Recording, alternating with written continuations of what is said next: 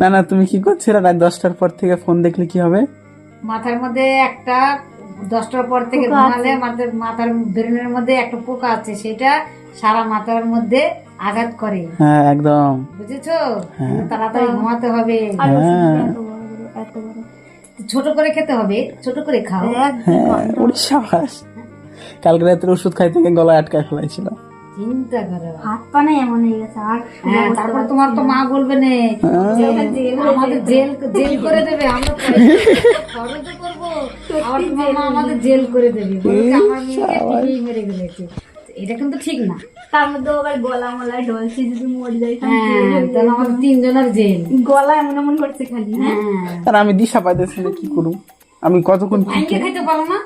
আরে ও একটা একটা করেই তো খায়। আমি যে আটকা যাবো, পুরো ওষুধটা সোজা হয়ে না যায় এমন হয়ে আটকেছিল। ভাত খেতে পারো না, মাছ খেতে পারো না।